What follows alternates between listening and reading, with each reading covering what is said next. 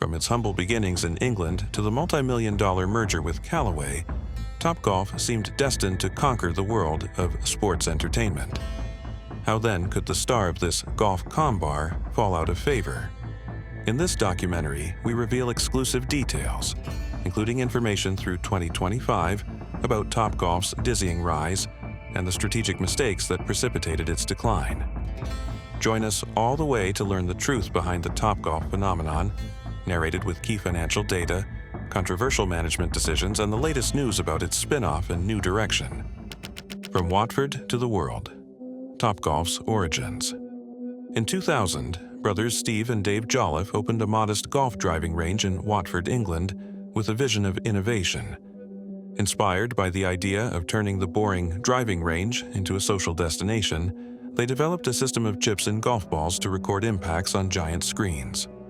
The first Topgolf opened that year with pioneering technology and a touch of fun: music, screens, and a bar inside the playhouse. The formula was an immediate success. By 2019, it had 63 venues around the world, had served 23 million visitors, and more than half of them were not even golfers. Thus was born Topgolf, a tech-enabled concept that reimagined golf as mass entertainment. The Jolliffes turned traditional golf into golf entertainment. Its air-conditioned and open-air venues allowed you to play all year round, with an electronic game that scored each shot. This set them apart from conventional golf resorts. You didn't have to be an expert to compete. 60% of its clients were non-golfers and 45% women. From the beginning, they combined three sources of income: gaming fees, premium restaurant bar and merchandising sales, clothing and accessories. In addition, they offered memberships, corporate events, and social tournaments. Their model was scalable. They tripled offices in the US, expanded to Asia, the Middle East, and Latin America, raising nearly $3 billion investment over the following decade. Topgolf's omni-channel business model. Topgolf created a hybrid business model. It's neither a golf course nor a traditional bar, but both. Its heated hitting bays allow you to play golf, drink, and eat at the same time. Each location offers a varied menu of food: hamburgers, pizzas, salads, and artisanal cocktails. In addition, the company exploits the data. Its advanced technology, TopTracer, not only measures the flight of the ball, but is also used for esports and television broadcasts. The merger with Callaway came with complimentary services, sale of Callaway-branded clubs and balls in its stores, and loyalty programs. In addition, they organize special events, concerts, company tournaments, university competitions that fill the courts on nights and weekends. Each location becomes a social hub: friends celebrating birthdays, couples on dates at night, or work teams doing team building. This robust mix of activities generated multiple revenue streams: hourly rates for play, food and beverage sales, technology licensing, TopTracer, and even international franchises. Technological innovation. The heart of Topgolf is its technology. Each ball carries a microchip that allows the system to track flight and display statistics in real time. This appealed to the millennial market and gave a video game feel to traditional golf. Diversification. Thanks to the merger with Callaway, Topgolf sold its own golf equipment and merchandise in the venue's stores. It also used its digital platform to create mobile games like Shankstars, expanding its reach beyond the courts. Expansion strategy. From the beginning, Topgolf planned to grow fast. Before the pandemic, it opened more than 10 locations a year. From 2019 to 2023, it went from 63 to almost 90 stores worldwide. Boom during the pandemic, 2020 to 2021. When COVID-19 hit in 2020, most leisure collapsed. However, Topgolf took advantage of its outdoor format. It temporarily closed in the spring, but reopened with safe protocols in the summer. Consumers, eager for outdoor entertainment, flocked back to their headquarters. By 2021, Topgolf already operated nearly 70 venues and reported $3.133 billion in annual revenue, more than double the figure in 2020. More impressively, in 2019, it had earned only $1.1 billion. This explosive growth reflected a pre-pandemic compound annual growth rate of 30%.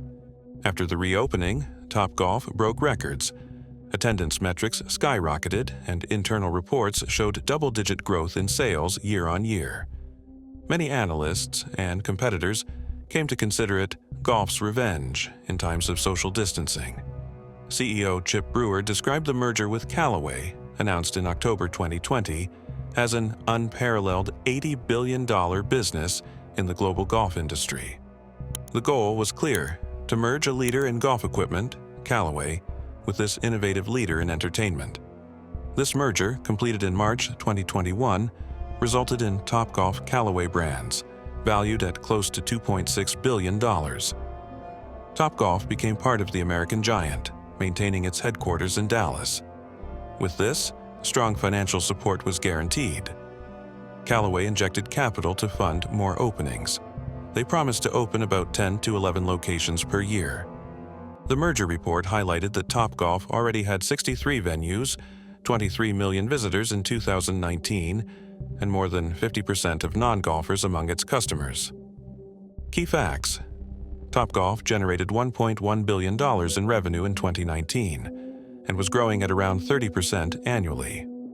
COVID-19 momentarily slowed the expansion, but by 2021, the total joint revenue, Topgolf plus Callaway, exceeded $3 billion. Topgolf's sales accounted for nearly 40% of that total by 2022. During 2020 to 2021, the company also refinanced debt to build new headquarters, incurring additional interest costs. In the first quarter of 2022, for example, Callaway's financial reports showed that interest increased by $16.1 million due to Topgolf's debt and financing of new courses. But at the time, it seemed like a reasonable price to pay for growing fast in the new normal. Accelerated growth and global expansion. With the backing of Callaway, Topgolf accelerated its expansion plan. In 2021 to 2022, they opened dozens of new locations, even entering international markets: Mexico, Brazil, United Arab Emirates, United Kingdom, among others. By the end of 2023, there were almost 90 facilities in operation. The business model showed economies of scale. Old locations increased their revenues. For example, there were increasing same-venue sales quarters after reopening, and new ones drove growth with incremental revenues. The initial quarterly reports of the Topgolf business were positive. In the first quarter of 2022, after completing the full first quarter with Topgolf integrated, Topgolf's consolidated sales were $322 million versus just $92.6 million in 1 month in 2021. At the time, the report called the performance of the Topgolf segment strong sales. Global adjusted EBITDA rose 33% year-on-year in that period, driven especially by Topgolf. At the beginning of 2023, Topgolf even announced new formats.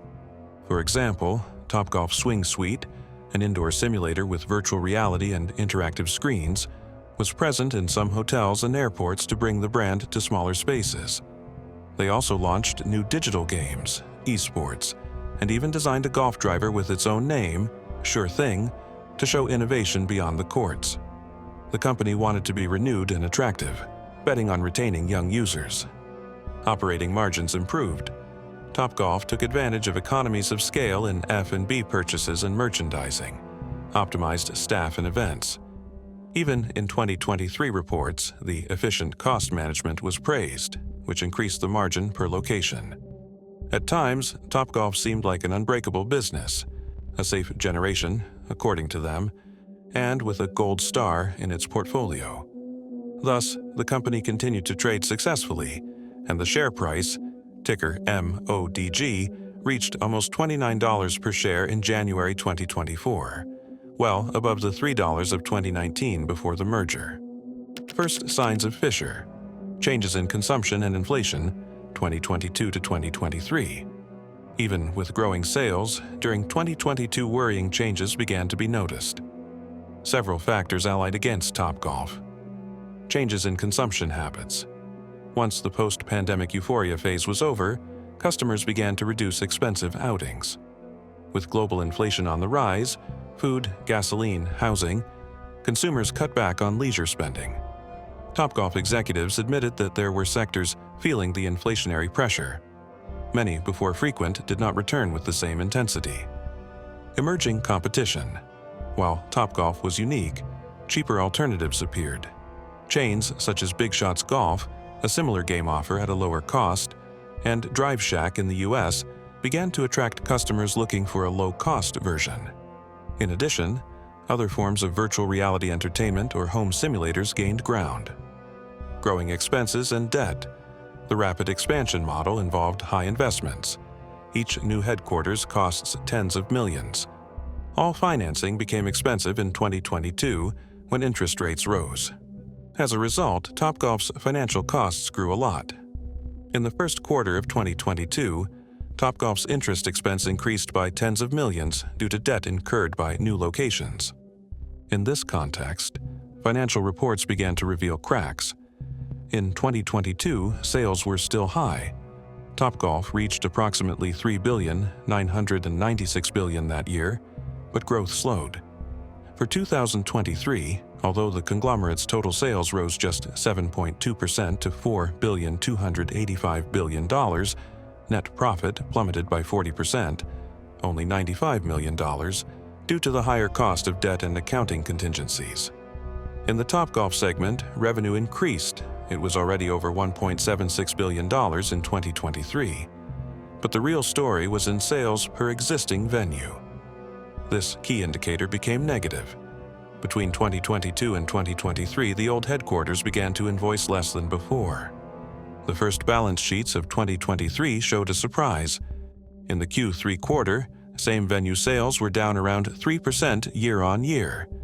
In other words, Topgolf only grew because it continued to open new locations. In Q3, they opened 7 additional locations, 4 in that quarter. The worst came in the first half of 2024. The drop reached 8% compared to 2023. Executives publicly acknowledged this trend. In his Q2 2024 earnings call, CEO Chip Brewer admitted that a post-COVID reversal in customer traffic had occurred and that the company initiated a full review of Topgolf's strategy, strategic mistakes, and corporate controversy. The turning point came when the leadership had to publicly face the problems. Some analysts and former executives began to point out possible strategic errors, excess expansion without guaranteed profitability. The commitment to new headquarters was double-edged. On the one hand, total revenues increased. On the other hand, they generated high fixed expenses, personnel, maintenance. Such aggressive growth to 10 to 11 locations per year was questioned when it was seen that existing locations build less. Some investors criticized that Callaway/Topgolf had prioritized expansion over optimizing sales per venue. Premium pricing model in a savings environment. Topgolf was promoted as an accessible luxury experience, but with inflation, many consumers looked for cheaper alternatives. Topgolf raised prices several times to offset costs, for example, to make drinks and sessions more expensive, something that reduced the frequentation of younger customers. The company implicitly admitted it. The Free 30 promotion was launched to attract the public back. Dependence on the entertainment segment. Although diversified, the business was still tied to leisure spending. During 2023, with the economy slowing down, sales of bars and restaurants were felt. Unlike Callaway, which had solid demand for golf clubs despite the pandemic, Topgolf did not have another strong segment to cushion the drop in players. Communication with investors. Perhaps the most costly mistake was the perception of poor communication. In the balance sheets for 2023, euphemisms were heard, talking about margin expansion while acknowledging lower sales. The message of lower guidance, revenue forecast, and the strategic review was interpreted as a lack of transparency, which heated spirits. The controversy erupted in November 2023 when, following the Q3 quarterly presentation, Topgolf Callaway brand's stock plummeted more than 18% in a single day. In a few months, the stock market value went from almost $30 to about $10 per share. Many investors demanded explanations. Some accused the board of having painted an overly optimistic picture during the pandemic, and now they would pay the price. In addition, rumors of internal disagreements surfaced. Topgolf would come with a culture of rapid expansion, while Callaway historically controls costs. In the end, the leaders publicly acknowledged that the performance of the Topgolf business had been disappointing. Key financial data to 2025. Annual revenue, joint turnover, Topgolf plus Callaway, increased from approximately $1.7 billion in 2019 to $1.59 billion in 2020, a slight drop due to COVID. It then jumped to $3.13 billion in 2021 and approximately $4.0 billion in 2022. In 2023, it jumped to $5.0 billion. 2023, $4.285 billion was reported. A similar figure, $4.239 billion, was expected for 2024, a notable level but lower than the initial projection. Topgolf revenue. This alone exceeded $1.76 billion in 2023, growing only 14% from the previous year thanks to new openings. In other words, almost half of the group's income came from venues. Operating margin, Topgolf boasted margins of around 18 to 22% per venue, sustained in 2021 to 2022. However, net profitability, after interest and amortization, fell sharply. The joint venture's net profit was $95 million in 2023, down 41% from 2022. Adjusted EBITDA, operating, rose 10% to $596.6 million, but subtracting interest and non-operating items resulted in much lower net income, which alarmed investors. Debt and financing. Until 2024, Topgolf's net financial debt was significant. During the pandemic, the company took out loans to finance new locations. The high rates of 2022 made that debt more expensive. In the third quarter of 2023 alone, Topgolf reported about $17 million additional in interest due to increased indebtedness. This shows the weight of financial leverage. Topgolf spin-off, 2024 to 2025, and new direction. In September 2024, the news took a decisive turn. Topgolf and Callaway would be separating. The company's official announcement stated that they planned to spin off Topgolf as an independent company in 2025. What motivated this? According to internal statements, the two businesses had diverged too much. Topgolf has a capital-intensive model, many brick-and-mortar locations, that require massive investment, while Callaway Golf is a manufacturing and licensing business with a different capital structure. Keeping them together no longer maximized value. The decision included key financial details. The separation is expected to be tax-free for shareholders in the U.S. Topgolf would become an independent listed entity with its own leadership. Its current CEO, Artie Starrs, will remain at the helm. Callaway will retain its equipment, apparel divisions, Travis Matthew, Ogio, Jack Wolfskin, and Toptracer technology. In practice, this means that Topgolf loses ownership of Toptracer. Callaway gets that valuable flight analytics tool. Topgolf, on the other hand, starts as only venues and entertainment, although it will continue to innovate in its own offers, driving bay, events, etc. According to official documents, at least 80.1% of Topgolf is planned to be transferred to current shareholders in order to maintain the desired tax structure. Topgolf would receive strong backing.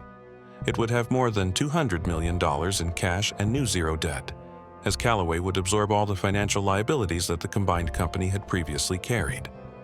In other words, Topgolf will come to market as a much healthier, financially healthy company, without debt, ready to renew. With this spin-off imminent for mid to late 2025, expectations are mixed. The executives insist that they see potential for growth. They plan to resume about 10 new openings per year after 2025, given that each venue still promises an attractive ROI, return on investment, of 18 to 22%. At the same time, they have begun an internal restructuring to focus Topgolf on its model. This includes redundant cost cuts, e.g., adjusting corporate staffing, contract renegotiation, and more investments in technology and promotions to revitalize current headquarters. In recent corporate communication, there was talk of bringing more novelty and energy to venues.